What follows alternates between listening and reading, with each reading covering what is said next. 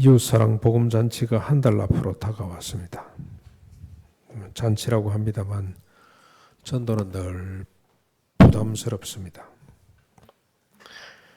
코로나가 끝나지도 않았는데 오프라인으로 한다 그러시면 꼭 해야 되나 이런 생각도 들기도 하고, 요즘 같은 때에 좀 구태연한 방법이 아닌가 그런 생각도 들기도 합니다.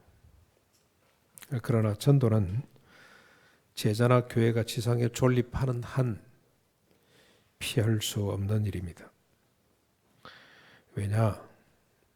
여러분, 우리 교회가 좋은 제자 되고 좋은 이웃 되자고 이렇게 표를 정했는데, 저는 이게 성령님이 함께 하셔서 정해졌다고 굳게 믿습니다.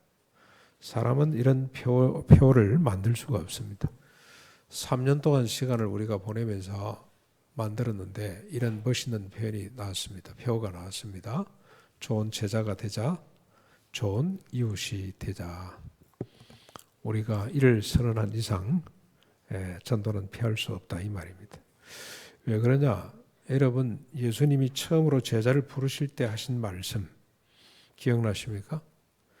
마가복음 1장 17절, 마태복음 4장 19절에 보면 주님이 제자를 부르실 때 나를 따라오너라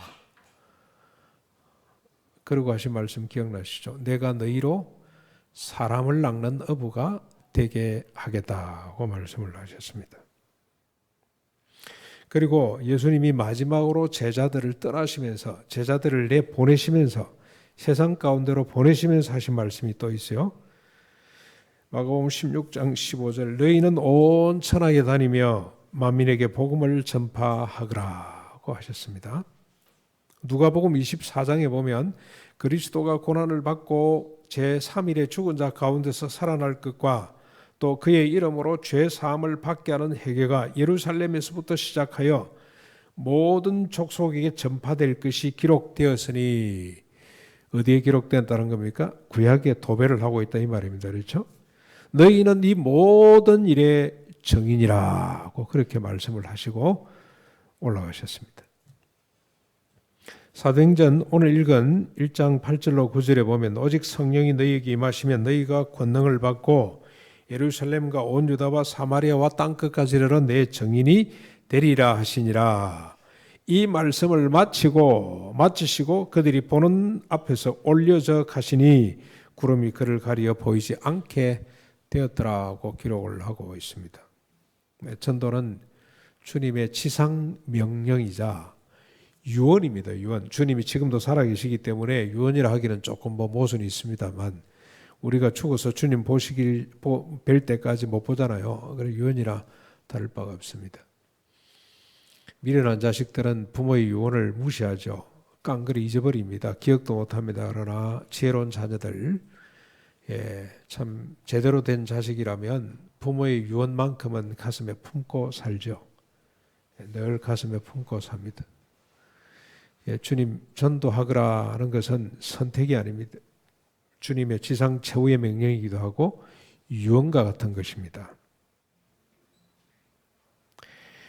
우리가 표로 만들어 놓은 제자 삼고 좋은 제자가 되고 좋은 이웃이 되자는 것, 전도인이 되고 전도하자는 말과 같은 말이라고 할 수가 있습니다.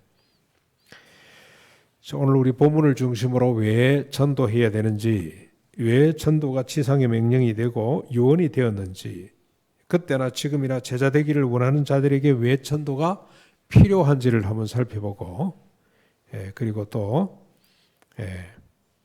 어떻게 전도할 것인지 그걸 살피면서 우리가 도전도 받고 은혜 받았으면 좋겠습니다. 먼저 왜 전도해야 되는지부터 한번 살펴보시죠. 이 명령을 하신 당시 상황으로 조금 여러분 가보셔야 됩니다. 십자가 부활을 경험하고도 제자들은 뿔뿔이 흩어졌습니다. 주님이 부활하신 날, 그날 주님이 보여주셨어요. 제자들에게 보여주심에도 불구하고 제자들 중 둘은 엠마오로 돌아갑니다. 예루살렘에 머물고 있다가 엠마오라는 곳으로 돌아갑니다. 가면서 그들이 서로 주고받은 말들이 있습니다. 뭐냐면 최근에 일어났던 일입니다. 주님이 십자가에 달려 돌아가시고 3일 만에 그분이 평소 하시던 대로 다시 살아나셨는데 어떻게 됐는지 잘 모르겠다 그러면서 둘이가 내려가고 있습니다. 십자가 부활 사실을 인정은 합니다만 더 이상 그들에게 소망이 되지 않았다는 뜻입니다. 십자가 부활이 밥 먹여주냐, 우리 살 길 찾아러 가야 되는 거 아니냐, 이런 생각을 했다는 뜻입니다. 나머지 제자들은 어땠습니까? 부활하신 주님이 3번이나 그들 가운데 나타나셔가지고 자기 몸도 보여주시고 옆구리도 보여주시고 손도 내 보여주시고 했습니다. 그러나 7 제자들은 갈릴리로 돌아갑니다. 베드로가 먼저 나는 나이고 물고기 잡으러 가련다. 그랬더니 다른 제자들 6명이 기다렸다는 듯이 나도 간다 그러면서 집단으로 그냥 빠져나가 버리고 말았습니다. 십자가 부활만으로는 부족하다는 뜻입니다.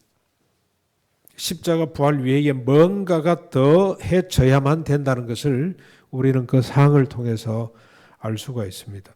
그래서 부활하신 주님은 부지런히 이 제자들을 찾아다니셨습니다.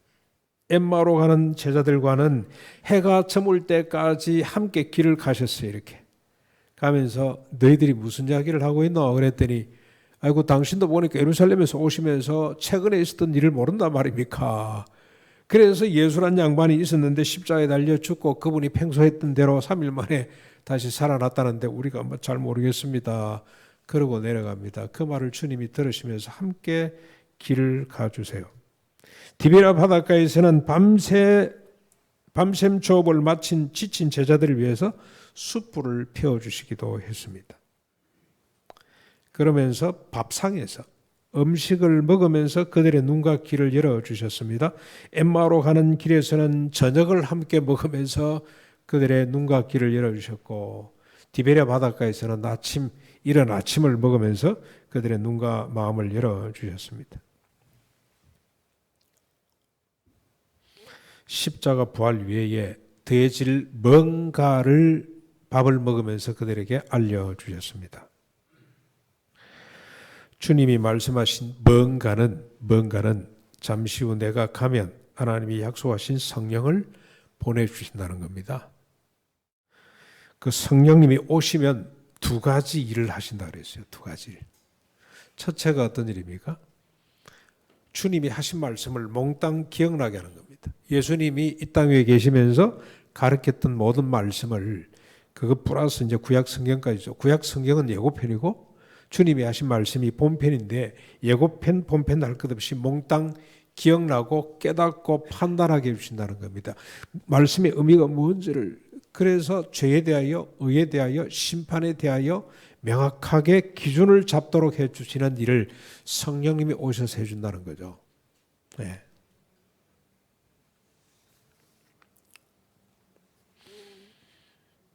그뿐만이 아니고 이제는 그 말씀대로 사는 것, 다시 말하면 변화된 존재로서 살 수 있도록 힘을 주시는 일을 성령님이 하신다는 겁니다. 변화됐다는 게 뭡니까? 십자가 부활로 말미암아 예수님 말씀이잖아요. 예수님이 주구장창 하신 말씀이 십자가 부활로 너희가 이런 사람이 될 것이다. 다시는 자기를 위해서 살지 않고 오직 주님을 위해서 사는, 자기를 부인하고 주님을 위해서 사는, 십자가를 짊어지는 삶.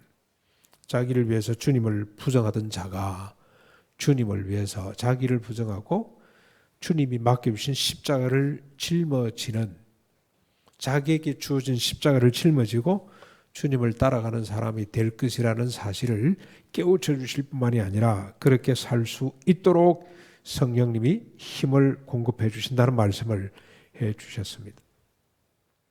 그리고 또 하나 성령님이 오셔서 하시는 일이 뭐냐?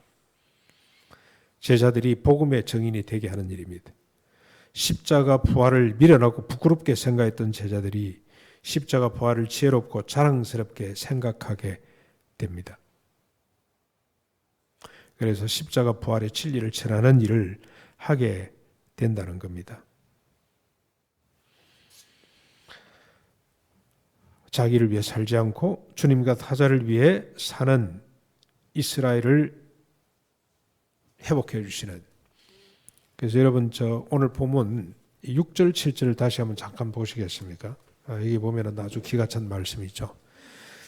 그들이 다시 모였을 때 예수께 물어봅니다. 예수님이 이렇게 말씀을 하셨습니다. 떠나지 말고 아버지께서 약속하신 것을 성령을 기다리고 있으라. 요한은 물로 세례를 베풀었지만 너희는 맨날이 못 되어서 성령으로 세례를 받게 될 것이다 라고 말씀을 하셨습니다. 그랬더니 뭔가 이게 특별한 걸로 알고 이 사람들이 이제 기대에 차서 무슨 질문을 합니까? 예수님께 여짜오기를 주께서 이스라엘 나라를 회복하심이 이때니까. 지금 자꾸 주님 부활하시죠. 이제 성령으로 뭔가 준다 그러죠. 그러면 약속한 모든 걸 이루게 될 것이라고 하는 이런 말씀, 기대에 찬 이야기를 하니까 이들이 지금이 그땐가 하고 단방 질문을 한 내용이 뭡니까? 이스라엘을 회복하심이 이때니까. 그랬더니 예수님께서 뭐라고 답을 하죠? 7절에 때와 시기는 아버지께서 자기의 권한에 두셔서는 너희의 알 바가 아니다. 너희가 기대할 것은 성령을 받아서 예루살렘에서부터 땅끝까지 이르러 내 증인되는 것이다 고 하셨잖아요. 전도하는 이 일, 성령님이 하시는 일인데 이 일이 얼마나 소중한 일이냐면 나라를 회복하는 일보다 더 소중한 일입니다. 이스라엘을 회복해내는 일보다도 훨씬 더 가치 있고 의미 있는 일이 뭐냐? 전도하는 일입니다. 근데 그 전도는 예루살렘에서부터 시작해서 땅끝까지 이르러 전거되는 것입니다. 성령님이 오셔서 행하시는 일 두 번째가 그의 제자들로 하여금 전도하게 하는 일입니다.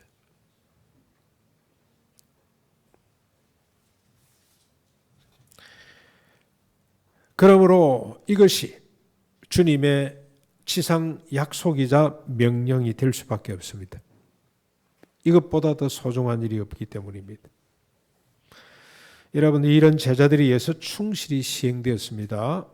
그리고 다음 제자들에게 전성까지 되었습니다. 복음이 전해지는 것을 죽음으로 막으려고 했던 바울도 전도인이 되었고, 그리고 전도인이 되라고 아들 같은 제자 디모데에게 명령했습니다. 디모데후서 4장 2절에 너는 말씀을 전파라. 때를 얻든지 못 얻든지 항상 힘쓰라고 그렇게 당부를 했습니다. 이처럼 여러분, 복음 전도는, 복음 잔치는 성령님이 하시는 일로 십자가 부활로 시작된 천국과 구원의 구체적인 열매입니다. 삶과 전도로 열매 맺어지는 겁니다.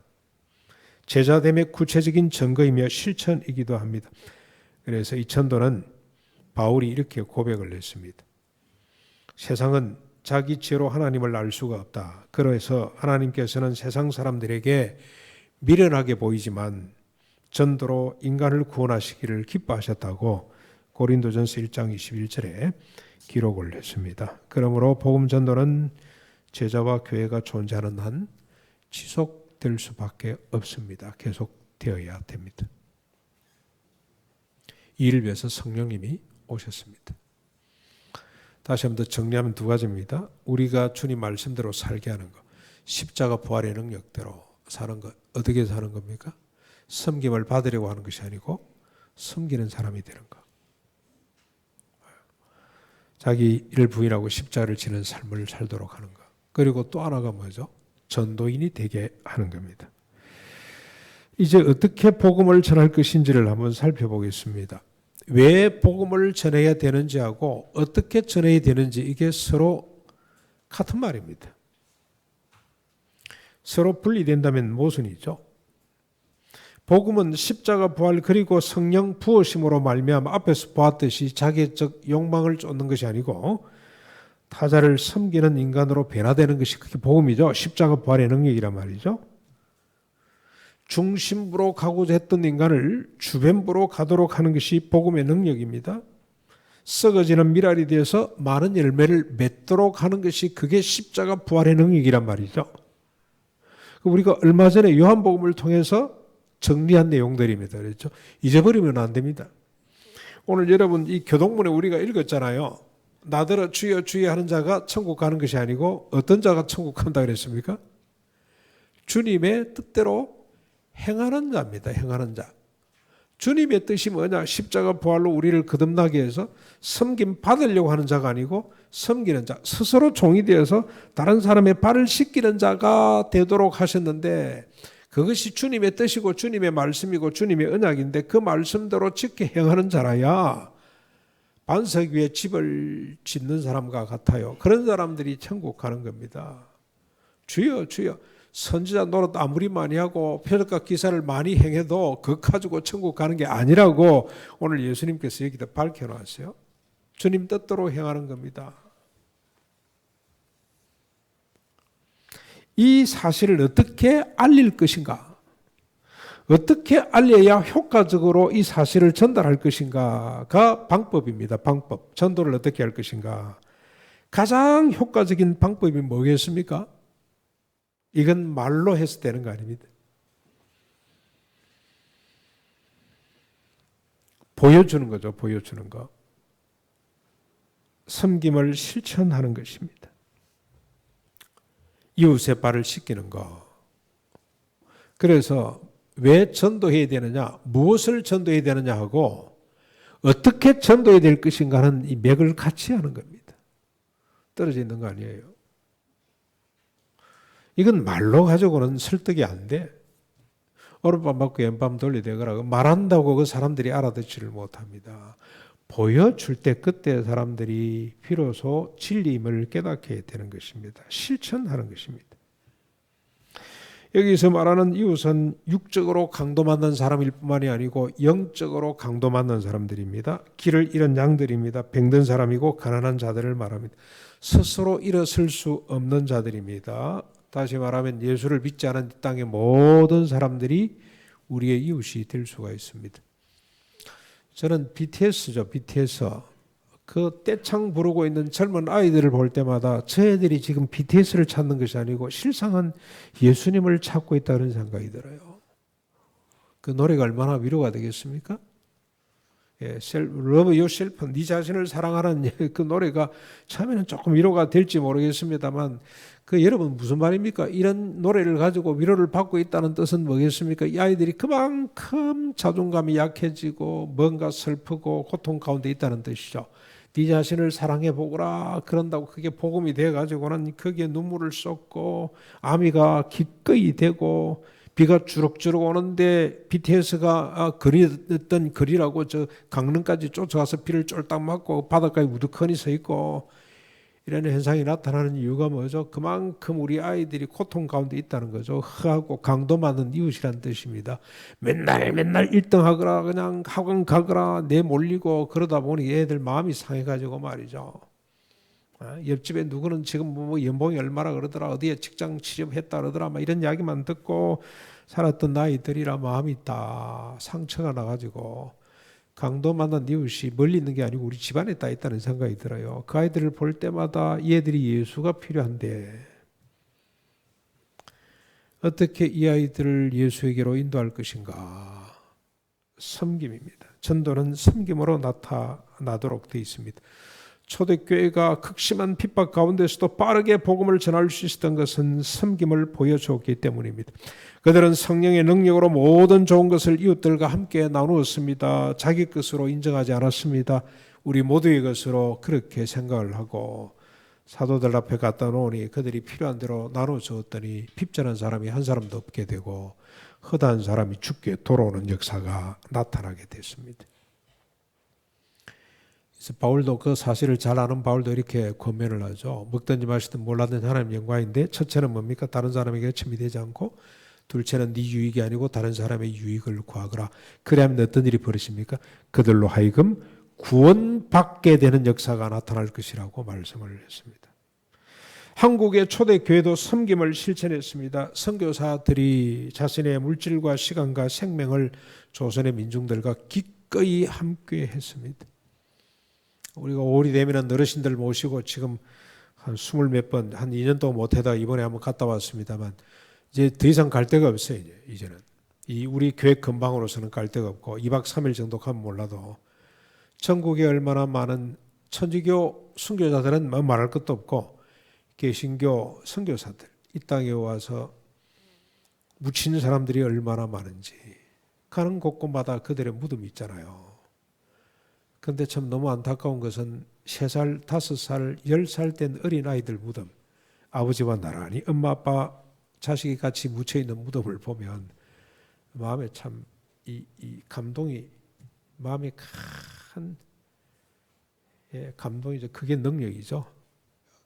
능력이 우리 마음속에 솟구치는 걸 고백하지 않을 수가 없습니다. 전도는 섬김으로 하는 것입니다. 사랑하는 성도 여러분, 세상 사람들은 오늘도 복음을 찾고 있습니다. 하나님을 찾고 있습니다. 그런데 막상 복음을 전하고 하나님을 소개하면 한결같이 하는 말이 있습니다. 이제 보여주세요. 말은 그만하시고 이제 보여주세요. 주님이 하신 말과 꼭 같다는, 그들을 통해 주님의 음성을 듣는 것 같습니다. 나더러 주여 주여 하지 말고 내 말대로 행하거라. 이제 더 이상 말하지 말고 우리에게 좀 보여달라고 요청을 합니다. 복음의 실체, 십자가 부활 그리고 성령의 실체를 보여달라고 이야기를 합니다. 다시 말하면 섬김의 모습을 보여달라고 그렇게 요청을 합니다. 근데 여러분, 섬김의 제일이 뭔지 아세요? 보네퍼가 신도의 공동생활에서 잘 기록을 냈습니다. 그래서 여러분, 우리 두리교회 성도님들은 보네퍼가 쓴 여러 가지 책 중에 신도의 공동생활이라는 책이 있습니다. 그 책은 꼭 좀 읽어보셔야 됩니다. 그 책에 섬김이라는 챕터가 있습니다. 섬김이 뭐냐? 듣는 겁니다. 듣는 거. 상대방의 이야기를 조용히 들어주는 것. 공감하면서 들어주다 보면 어디까지 가냐. 자신의 마음속에 큰 고통이 자기의 욕망에 닿아 있다는 사실을 깨닫게 된다 합니다. 그런데 여러분, 이렇게 듣는 것이 중요한데 듣기 위해서 뭐가 필요한지 이분이 소개를 해요. 그래서 이분이 위대한 학자입니다. 이건 자기가 실천을 했기 때문에, 자기가 어렵게 살았기 때문에 하나님으로 성령님이 깨닫게 해주신 저는 지혜라고 생각을 합니다. 듣기 위해서 뭐가 필요하냐면 겸손이 필요합니다. 겸손. 겸손 반대가 뭐죠? 교만이죠. 교만이 뭐냐면 솟구쳐 오르는 것이 교만입니다. 하나님만큼 높아지고 싶은 욕망이 교만인데, 반대로 가지 않고서는 겸손은 내려가는 겁니다. 내려가는 거. 저 사람이 나보다 더 낫다는 생각을 해야만이 비로소 내가 들을 수 있다는 겁니다. 내가 저 사람보다 먼저 믿었는데 내가 저 사람보다 많이 아는데 이래가지고는 들으면 안 된대요. 정말로 저 사람은 하나님이 사랑하는 사람이다. 주님이 저 사람을 위해서 십자가에서 달려 돌아가신 분이다. 그래서 그 사람을 존중히 여기는 마음이 있어야 비로소 낮은 자리에서 들을 수가 있다는 겁니다. 우리 자녀들에게도 마찬가지라는 생각이 듭니다. 자녀들에게도. 저는 건강하게 산 것 같아요. 왜냐? 저희 어머님, 아버님이 저보다 학벌이 낮잖아요. 제가 중학교 들어가면서부터 저희 어머님이, 저희 아버님이 저를 더 높이 보는 것 같아. 영어를 하잖아, 저는 영어를. 예? 영어를. 그때 영어가 뭐 대단한 영어 있겠습니까? I am a boy, you are a girl. 예? I go to the church, I go to the school. 이 정도지. 그래도 우리 어머니는 이거는 막 신기한 일입니다. 그래서 어머니가 저보다 더 낮은 자리로 가신 것 같아. 세태가 그래서 되겠니? 어떻게 하면 좋겠니?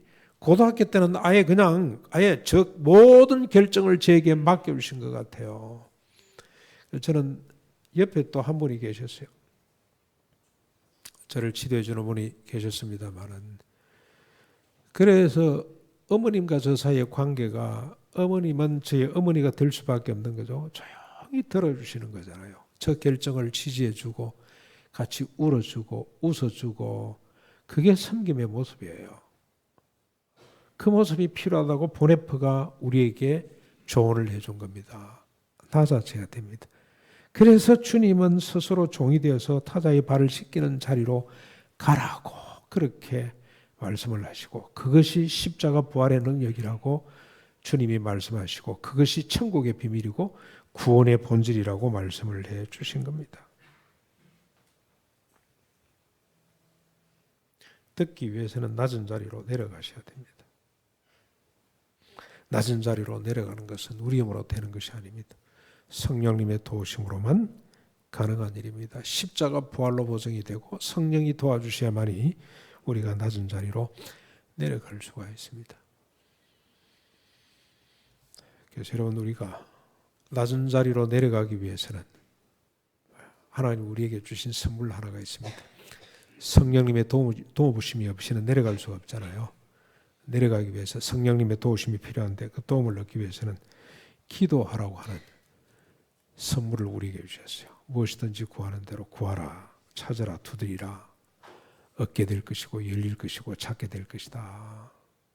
뭘 구하고 뭘 찾고 뭘 열어라는 겁니까? 성령님의 도우심을. 성령님 도움 받고 어떻게 됩니까? 섬김을 받으려고 하는 자가 아니고 섬기는 자가 기꺼이 되도록 해주신다는 말씀을, 그 약속을 우리에게 주셨습니다. 그리고 성령께 기도할 때, 우리가 하나님께 기도할 때 성령님이 우리를 깨우쳐 주십니다. 누가 우리의 도움에 손길을 필요로 하는 사람인지 발견하게 해주십니다.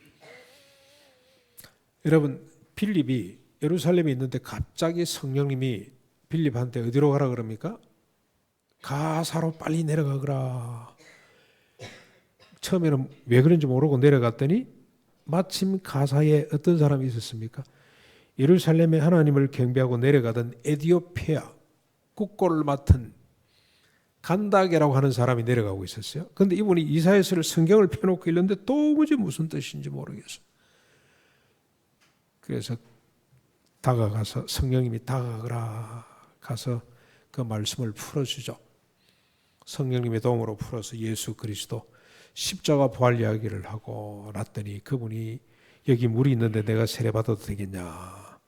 그래서 세례를 베푸는 일이 벌어졌습니다.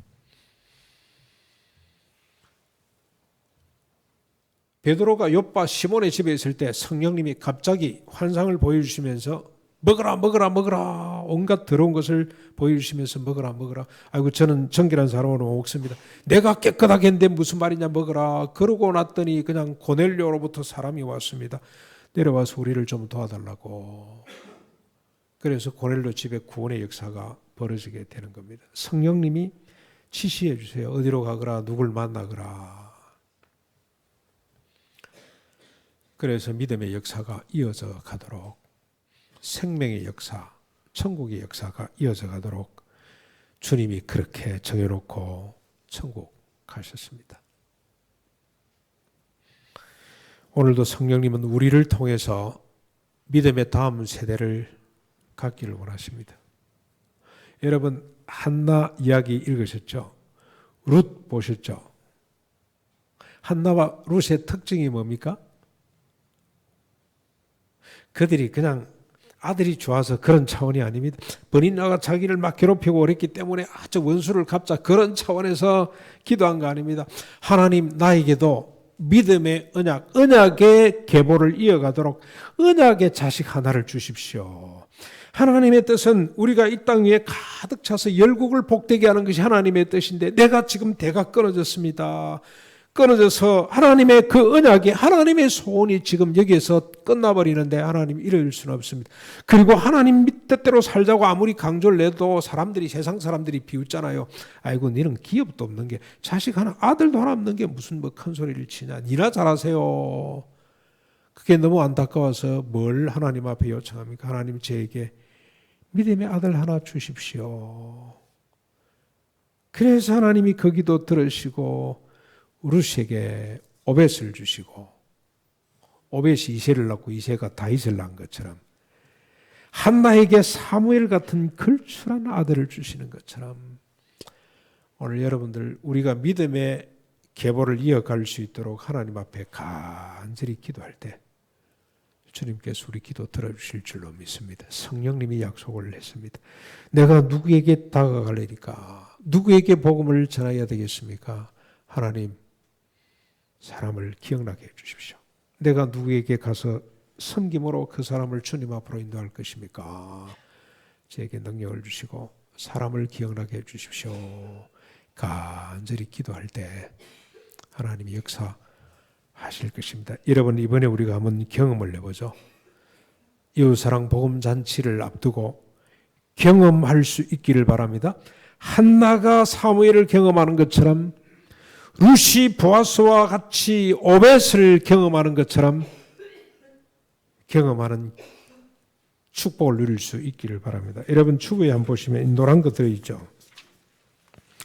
2022년 이웃사랑 복음잔치 주제는 세상의 소리를 듣고 그것에 답하는 교회가 되어보자. 작년과 이어서 세상의 소리, 우리 이웃의 소리를 좀 자세히 듣고 그 소리에 답하는 교회가 되어보자. 6월 19일입니다. 한 달 이후에 있습니다. 인간에게 고통이란 무엇인가? 이런 틀로 갈 것입니다. 이런 주제로 지금 강영한 장로님이 이 주제를 받고 기도 중에 있습니다. 제가 구체적으로 오전 예배 시간에 설교 형식으로, 오후에는 묻고 답하는 형식으로 먼저 발제를 하시고 그 다음에 질문을 받는 형식으로 하겠습니다. 세상 사람들이 당하는, 자기도 모르게 당하고 알고 당하는 이 고통의 문제, 고통의 뿌리가 뭔지, 어떻게 그 고통을 이해하고 치유할 것인지를 우리가 이 종을 통해서 한번 들어보려고 합니다. 그런데 저는 이렇게 생각합니다. 강요한 장로가 하는 거 아닙니다. 우리가 기도로 준비할 때 성령님께서 이 종을 사용하실 수가 있습니다. 사용하실 수가 있습니다. 여러분 기도할 때 하나님께서 역사하십니다. 제가 마지막으로 잘 아는 내용인데 최근에 제가 가만히 생각해 보니까 엄청난 비밀이 하나 있어서 제가 한번 소개를 마지막으로 잠깐 하겠습니다. 제가 전도사 때인데요. 우리 교회 집사님 한 분이 갑자기 저를 찾아왔어요. 너무너무 아름다운 이야기입니다. 찾아왔는데 무슨 문제냐면 자기 집에 새들을 사는 어떤 부인이 대판 지금 한바탕 싸우고 이혼한다고 지금 벼르고 있다는 겁니다. 그래서 진짜 이혼할 것 같으니까 이 집에 올라가서 당신이 복음을 좀 전해라. 예수를 좀 전하면 뭐 회복 안 되겠냐. 이래가지고 이 주인이 얼마나, 이러보십시오. 평소에 그분이 교회 잘 나타나지도 않은 분인데 잘 두각을 드러내는 분이 아닌데, 저는 그 영혼을 사랑해서 그분을 성령님이 간섭했다는 생각이, 이분이 흘레벌떡 쫓아와가지고 목사님한테 갈라니 절차도 복잡하고 너무 바쁜 분이라 시간도 안 될 것 같고, 그러니까 만만한 저를 찾아왔어요. 올라가자고 저한테 명령적으로 이야기를 했어요. 올라갔습니다. 올라가는데 뭐라 그러지? 남의 집에 괜히 말이지, 부부싸움한 집에 내가 뭐라고 이야기를 할까? 그러고 올라갔는데 이분이 딱 저를 보자마자 첫 마디가 뭐냐면요, 싸우자는 듯이 기다리고 있었어요. 이제 데리러 간다 그랬으니까 이제 기대하고 잔뜩 긴장하고 있을 거 아닙니까? 딱 들어가는 기분이 앉아가지고 날 보고, 나도 예수 믿으면 우리 신랑이 출세할 수 있고 돈 잘 벌 수 있고, 나도 예수 믿으면 우리 딸이 공부 잘할 수 있냐고 딱 묻더라고. 답을 내보라고. 너무너무 당황을 했습니다. 그런데 전혀 예상치 못했던 질문을 받았는데요. 저 순간적으로 저 머릿속에 딱 지혜가 하나 떠올랐어요. 제가 뭐라고 답을 했냐? 모릅니다.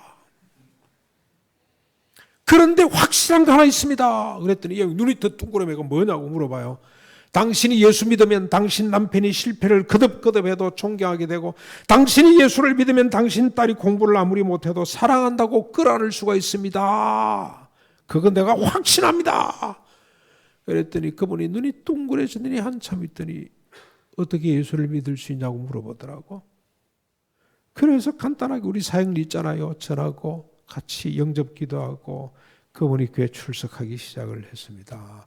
그런데 제가 몰랐는데 지금 얼마 전에 깨달았어요. 아하, 이렇게 갑자기 답이 튀어나온 것도 성령님이 하신 일이고, 그분을 갑자기, 주인 아줌마를 갑자기 끌어들여가지고 연결시킨 분도 성령님이고, 내려오면서 이분이 얼마나 기도했겠어요. 하나님 이 도와주세요. 이 가정 좀 살려주세요. 이렇게 기도했을 것 같아요. 그 기도를 하나님이 얼마나 사랑하셨으면 생명의 역사가 그 가정에 나타나도록 했습니다. 너무너무 아름다운 이야기죠. 복음입니다. 복음. 예수 믿으면 남편이 실패를 거듭거듭해도, 아무리 찌질이 못난 남편이라도 끌어안고 사랑한다고 말할 수가 있고, 예수 믿으면 십자가 부활로 거듭나게 되면, 성령 충만함을 받게 되면 아무리 자식이 공부를 못해도 끌어안고 나는 너를 믿는다. 너는 있음으로 소중한 존재란다. 나는 너를 사랑한다라고 격려하고 위로할 수 있는 엄마 아빠가 될 수 있다 이 말입니다. 이 예수를 이번에 우리가 한번 기도하는 가운데 이렇게 이 복음을 듣고 싶은 사람을 찾고 그들에게 복음을 전하는 경험을 하는, 한나와 같은 경험, 룻과 같은 경험을 하는 축복의 시간이 될 수 있기를 주님의 이름으로 축원합니다.